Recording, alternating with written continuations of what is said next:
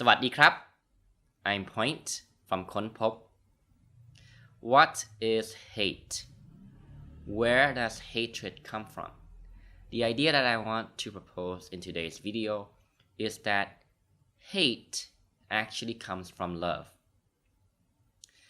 Now, you could say that hate comes from a twisted form of love. Or, in other words, you could also say that a person or somebody or you hate something because you love something else. Now, I borrow these concepts from Leo Gura from actualize.org and many other teachers as well who say similar things, who say the same thing. I've been following Leo's work for many years now and I've learned so much from him. So I wanted to share this and talk about this in today's episode, today's video. Think of it this way. We as a person have positions to take in life because we have to survive. We have to look out for our own survival, the ones that we love, care about, our friends. We have interests that we need to get taken care of. We have our ego, which I talk about often, which identifies with various things, which attaches to various things, which takes a position on various things. That could be an idea, a belief system, a dogma, an object, a human being, obviously. You love your girlfriend, your boyfriend, your wife, your husband, your mother, your father, your son, your daughter, your sibling, your friends, your co-workers, you name it. Right? Once you take a position on that, you love that.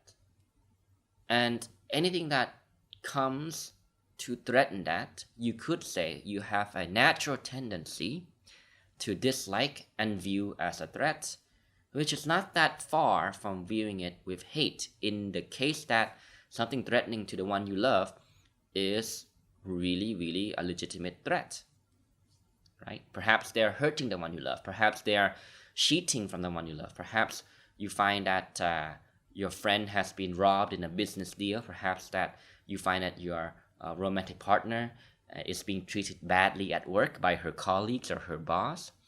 And there's a natural tendency to hate the other person who's doing that stuff to the ones we love. So you can see how hate is connected to love, right? You hate something, that shitty boss, that shitty coworker, that person who cheated your friend in a business deal, who cheated you in a business deal. You hate that person because they have done something to threaten or harm that which you love. Now you might say, what about cases where people behave in seemingly very selfish and hateful ways? There just seems to be that person that you know in your life, one or two or a few people that you know that are very manipulative, that are very selfish, that are always full of hate, negativity, and toxicity, being very toxic, you could say.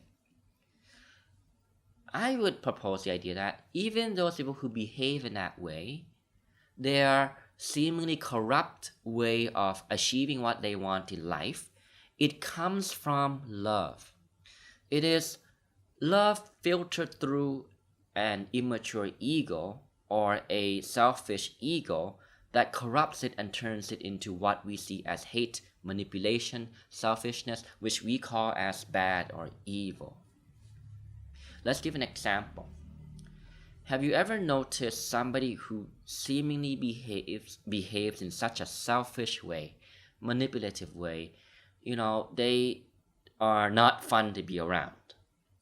But if you really dive into the history of that individual, you'll very likely find that they have somehow been robbed of something, or at least they view that they have been robbed of something in their life, especially during early childhood.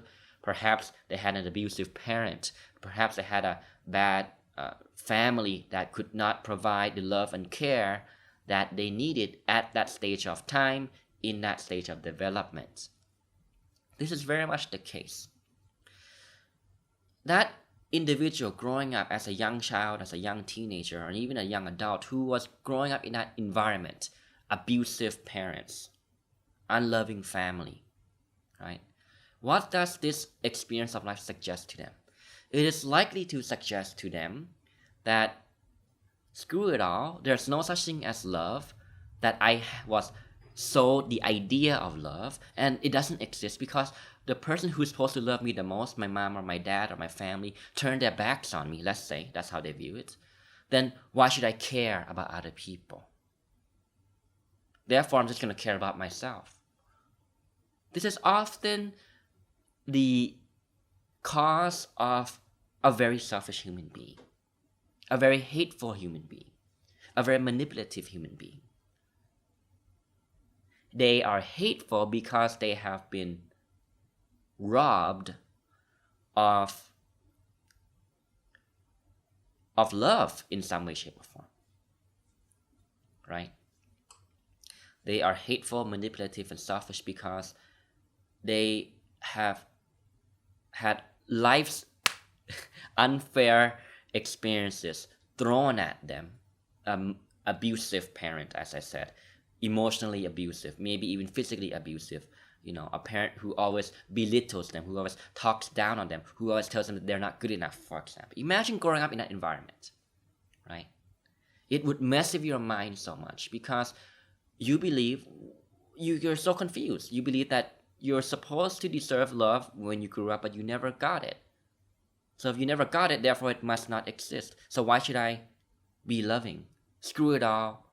Screw it all, screw it all. This could very easily lead somebody down the road to become more selfish or become more hateful or manipulative because they have never been taught or given an example of what love and compassion ought to look like. Now then, you might say, how can we conduct our lives in a way that is led with understanding, compassion? Because you might agree on an intellectual level what I'm trying to present here, but you might find yourself perhaps struggling in some domain of life because you view that somebody has hurt you or wronged you before, and I understand that. I mean, that's happened to me. That's happened to me too. I'm sure it's happened to all of us to a greater or lesser extent. Being put in unfair situations, being wronged in some way, shape, or form, or view that we've been wronged in some way, shape, or form, and just sort of understand the reason why that person did a bad behavior or did something mean or horrible to you, what we would call mean, horrible, and unfair to you, but you just can't seem to forgive that person. And I'm not forcing you to forgive that person, but what I want to suggest in this video is that with genuine, deep, true understanding that is based on compassion and not based on judgments, then there is a much higher inclination to forgive. And when we understand why somebody acts in a seemingly hateful way, selfish way, when we understand perhaps through their history or contemplate on their selfish behavior and see that they were robbed of love and that led them to transform to be who they are today. Apologize for the sound of the ice cream truck passing by. But if we look at their transformation and we understand the experiences that they were put through and how they interpreted that experiences, which led them to become the person who they are today, and to really understand with compassion, then we will see that that person almost had no other choice than to become the person who they are today. In other words, they did not stand a chance. And with understanding, we have a natural tendency to judge less. Now, you may understand this deeper and deeper and deeper, but still feel inclined to feel somehow victimized by somebody who did something wrong to you in your life, who has wronged you in some way, shape, or form, who has hurt that which you love, whether it is somebody you love, whether it's an object you love, whether it is yourself, they have hurt you directly, maybe it's an idea that you love that they have challenged and taken apart in some way, shape, or form. And you understand what I'm saying here, but you still find it difficult to forgive. But you see, as I talked about in one of my recent videos, Forgiveness does not come through forcing your way to forgive. The thing is, most of the times we can forgive somebody intellectually, but deep down it still impacts us, right? We can feel it if we think about it. It still affects the way we view something in life. And when we think about that person, when we think about that situation that hurt us, it leaves us to feel somehow disempowered, or somehow it puts us back in that place of hurt. In that sense, we have not yet forgiven in a deepest level. So then the next question is, how do we forgive on a deeper level? I would want to propose that forgiveness comes from being mindful of how you yourself are now continuing to suffer, even though the event in itself has ceased to exist or has long passed. Yes, the abuse did happen one day, but that day has passed. You still continue to suffer. Being mindful of your own suffering, the attachment to wanting and needing justice, and how that leads to a story that your mind plays, the narrative that your mind plays, that makes you feel even more victimized or robbed of love in some way, shape, or form. And that doesn't bring about any fruitfulness. You see what I mean? It only produces suffering for yourself. When you're mindful of that in your own mind, there's a higher tendency for your mind to eventually learn, that holding on to this is no longer serving you or serving anybody else in any way, shape, or form. And when you have that moment, there's a higher tendency for your mind to let go. So your mind lets go and is able to forgive because of, and as a result of, being mindful about how you are now continuing to cause your own suffering. This is, of course, admittedly easier said than done, but I encourage you and invite you to join me as we try to actualize these ideals that we want to work towards, these principles that we want to be able to embody in our life. And I borrow from Eckhart Tolle in a recent lecture or a recent video that I saw of his, that I really love what he said, that, true forgiveness comes from realizing that there was nothing to forgive in the first place. Now that there's deep wisdom behind Eckhart's words here, I would want to say, because I think what he's trying to communicate is simply that there's nothing left to forgive. There's nothing to forgive because you understand the reason why somebody behaved the way they did, and you no longer take it personally. And you understand that there's no point to hang on to that anger, that hate, that feeling of victimization, because it doesn't serve your happiness. It doesn't serve you on a personal level. It doesn't serve your happiness on an individual level. It doesn't help you to grow in life, and it does not help the people around you in your life, because you are still stuck being miserable in one domain of your life, which you view that you have been robbed of love or wronged in some way, shape, or form. You view that somebody has stolen something which you love away from you. You see that? Which is why you hate. So I want you to think about that in today's video. I want to share the connections between hate, love, and forgiveness. So once again, in summary, hate comes from love. It is a twisted form of love, of the ego's projection and understanding of love, which is based on partiality, based on conditions.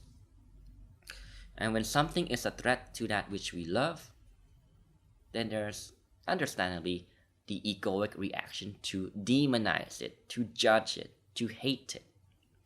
But once we work through that by being mindful of how holding on to this hate or this anger or this feeling of being a victim, it doesn't serve us in the long run. It only produces more suffering for us and for the people around us. Then the mind learns to let go, because the mind understands that there's no point. And you let go and you forgive because you yourself deserve the peace and happiness and contentment. And you own your emotions.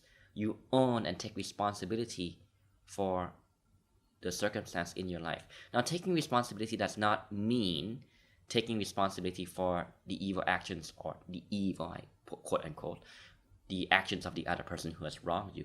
Taking responsibility means understanding that yes, we can't control what other people do to us. We can't control everything in life. But what we can always control is our reaction to it, what we do about the situation. And that's what it means to take responsibility. And that means taking responsibility for your emotions by the way that you think about it, look at it, attach to it, hold on to it, continue to feel victimized by it. And letting go is a result of being mindful about these mental processes, being mindful about how your mind continues to construct a narrative that produces your own suffering. I feel victimized by my ex-girlfriend, by my ex-boyfriend. I feel victimized or hurt by my parent who never gave me love. And once you learn to be mindful, you gradually develop a bigger perspective. And that is understanding and wisdom that helps us to generate compassion, and forgiveness is often the result. I hope this video was valuable for you. Thank you very much for watching, and I'll see you next time. And don't forget, Konpop is also on YouTube, of course here as well on Facebook, and be sure to check out my other page, my coaching page, Thrive with Point. Thanks very much. สวัสดีครับ